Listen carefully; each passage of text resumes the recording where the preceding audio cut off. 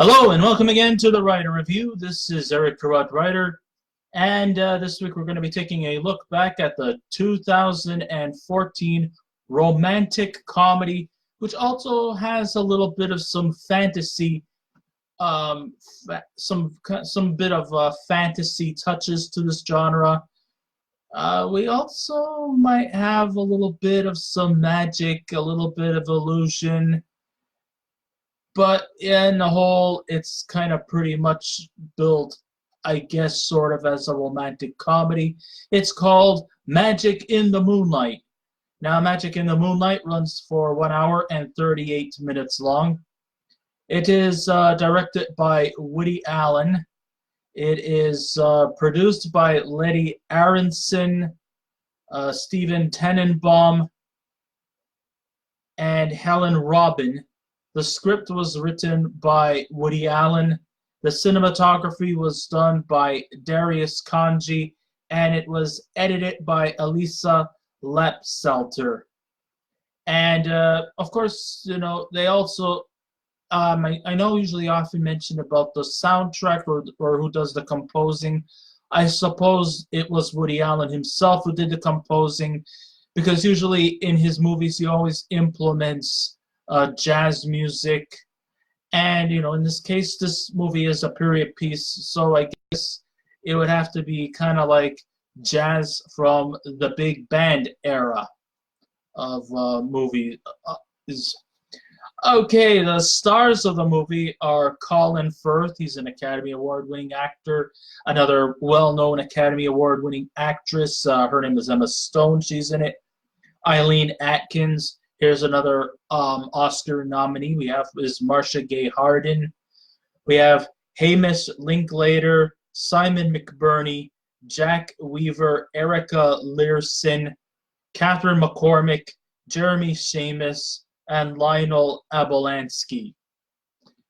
When it comes to direction, Woody Allen is a man who wears many hats.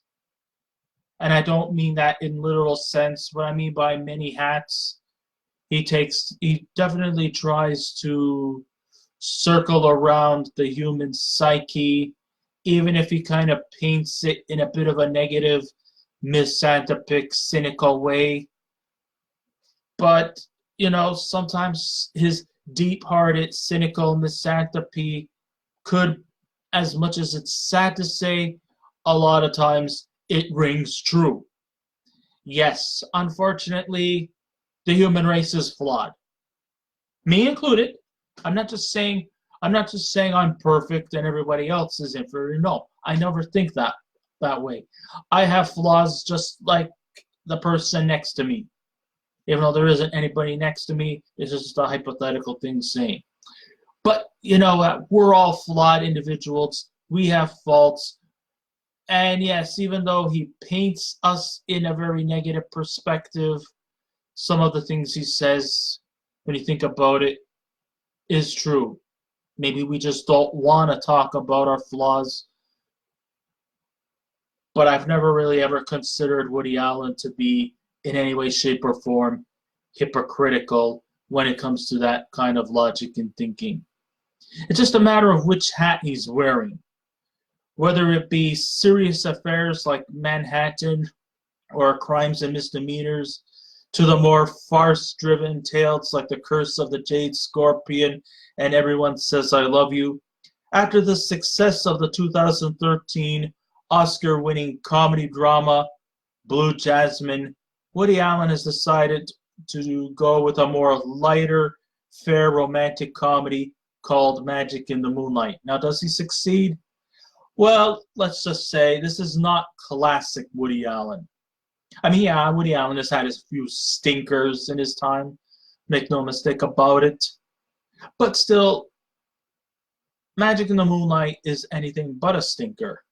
It's not one of his best works, but it's definitely far from being his worst. Woody Allen seems definitely more accustomed to European settings, which has been quite frequent since 2005. Set in the year 1928, we have the mysterious illusionist and professional exploiter who goes by the name of Stanley Crawford, played by Colin Firth, who I believe won an Oscar for his performance in The King's Speech. Well, he is preparing for a sabbatical in France when he's called upon by his confidant, who's also a fellow illusionist, who goes by the name of Howard Birkin, played by Simon McBurney. And he sends him on an assignment to Côte d'Azur, which was located in the French Riviera, to do what he does best, debunk the mystified psychic named Sophie Baker, played by Emma Stone, and to reveal her secrets. Now, this Simon Crawford may be a gifted, talented magician, and maybe also a great illusionist. And yes, he's also went and has also made it his mission to debunk and to prove that these professional psychics are nothing more than just money-grabbing frauds. And he has proven that time and time. Now, to say that Stanley Crawford, is he a good guy? Far from it. He's cold. He's distant. He thinks that the human race is stupid. He thinks that, that he's above everyone else and that everybody just practically bites into all this magical, mystical bullshit. Because we're all gullible enough to believe that all these stunts and his illusions are real, nor that we just don't want to exploit or take a part in his illusions. Why is that? Well, simple. Because even though to him we're dumber than rocks, we just love to be entertained. We don't give a fuck about being manipulated or being just, ongoing watchers. We don't care about his hidden secrets or anything like that, but he thinks that we will just bite into it because we're all just a bunch of gullible suckers anyway who will believe in whatever bullshit that is told from us. And I guess in some ways, he's not, like lying, but at the same time, we're all just like everybody else who sits in the audience with their bags of popcorn and their soda, and we just want to watch a good show. And then just maybe even talk about the good show and just have the time of our lives. I mean, we only come to his shows just because we love to live our lives in leisure, or maybe because we just find ways to occupy our times just to be entertained. But of course, he has to take a sort of a negative spin on everything because he's just an all-round negative individual. So now his more optimistic mind partner, Howard, is now sending him off to France to exploit this Sophie Baker. And of course, he thinks that she's just another psychic bullshitter. But now we're about to see if whether or not this Sophie Baker is just another fraudulent scammer, or is she actually the real fucking deal? Is she? Only time will tell.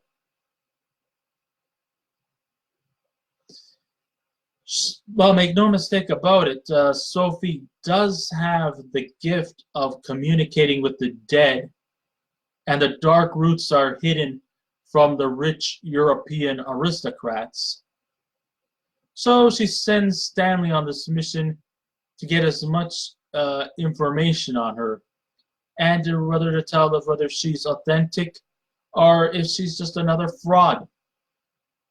Stanley has experience worldwide of going under the names Wei Ling Su, so no one really ever knows his real identity. Hey, isn't that kind of like cultural appropriation? Anyhow, this is just a disguise. But, I think that could be kind of built as a bit, I don't know, offensive. Enough of that. So by going by his alter ego and unlock her secrets, he will definitely stop at nothing to reveal the fraudulent bullshitter she really is. Now this is where he's introduced to Sophie, and she seems to have the uncanny ability to actually uncover hidden truths from these wealthy civilians, and Stanley seems impressed with her, but he is definitely still skeptical, even though the trickery she performs doesn't seem to have no real subterfuge. Stanley seems to question time again if the so-called fraud is actually the real deal. Hello, Mom. By the way, my name is Eric, not Aaron.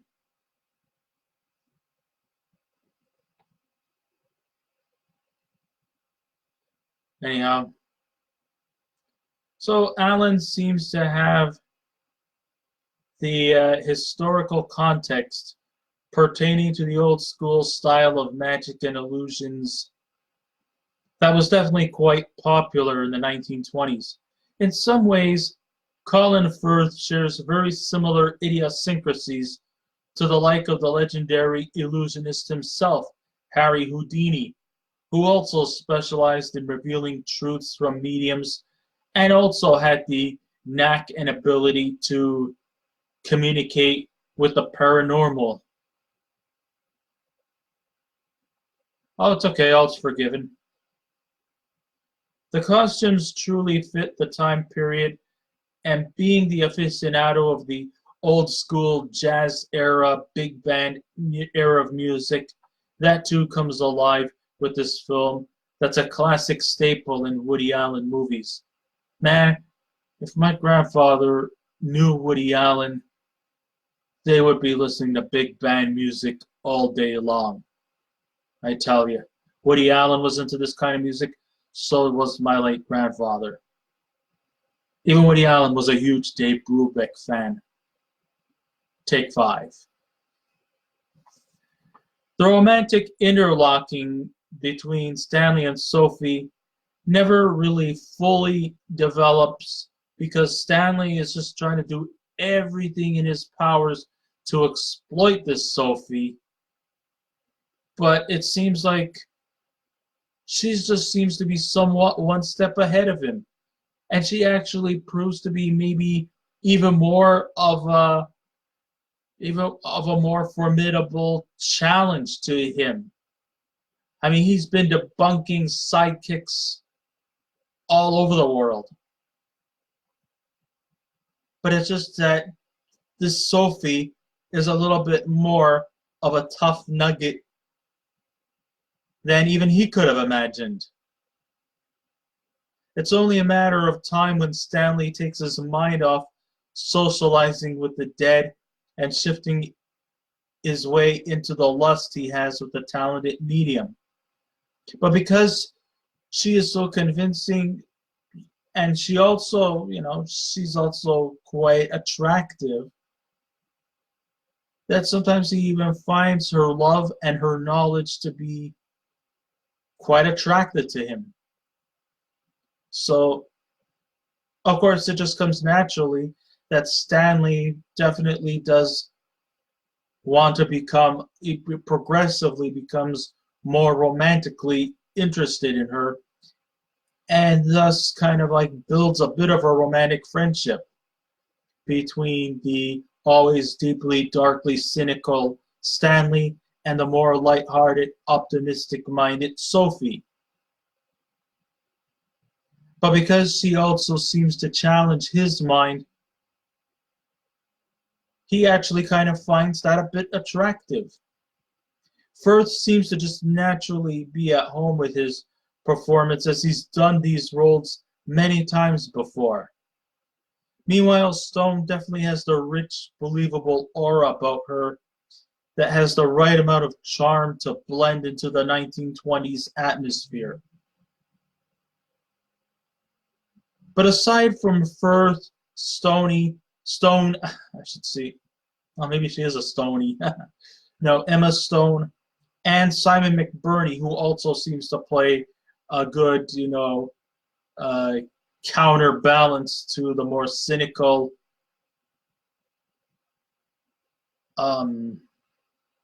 Stanley, to the more, laid back Howard. The supporting cast also adds to the charm of colorful characters that light up the screen. I mean, we have Hamish Linklater as Bryce, who definitely would love to, who is kind of almost like, I guess you could say, a romantic rival to Sophie. And, he also is an aspiring songwriter and definitely loves to write jingles to Sophie while accompanied with his ukulele. Jacki Weaver is also wonderful as the widowed Grace, who is curious about the contacts with the dead, regardless of whether it's true or just an elaborate hoax. And then we also have Eileen Atkins. She's just as also whimsical as Stanley's Aunt Vanessa, who seems to take a liking to Sophie's character. And Vanessa also appears to be almost like almost like a legal guardian to Stanley. It's not really quite revealing about, they don't really talk too much about his parents. So I guess I'm led to believe that Aunt Vanessa was his only relative who raised him. It's a possibility. I mean, not all kids grow up with parents. And I guess he was pretty much raised by his aunt. I mean, my great-grandmother was practically raised by an aunt, because my great-great-grandfather and my great-great-grandmother, well, they both died very young. I mean, they both died before my great-grandmother reached 3 years old, so she was practically raised by an aunt. But he does look up to her like a guardian, and she seemed to take quite a liking to Sophie's character. I guess it's a counterbalance or a contrast to his more dark, neurotic, judgmental character that he seems to possess. So, and she also seems to have a lot of great spunk towards her character, and was one of the more beloved characters in this movie. If I was you guys, I would come into this film with low expectations, and you will be fine. In fact, it showcases just how versatile Woody Allen truly is. So aside from the world of magic and illusion, as well as the humor, the romance, and decor, Magic in the Moonlight is photographic the whole way through.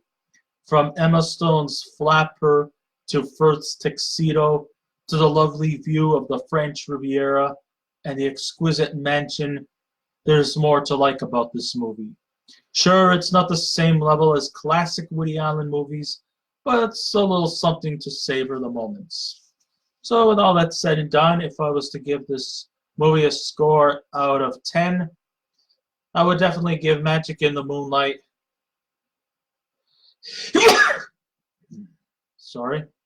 an 8.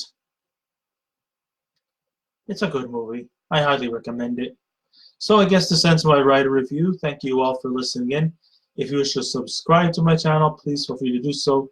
If you wish to leave a comment, go right ahead. But just remember the 3 simple rules: be kind, be courteous, and please refrain from any rude comments. And I will be back again with another movie review. Hopefully I'll try and get another one in sometime this week. I'm going to try and see if I can do more. But until next time, this is Eric Writer saying, keep watching those movies, and I'll see you around. Goodbye.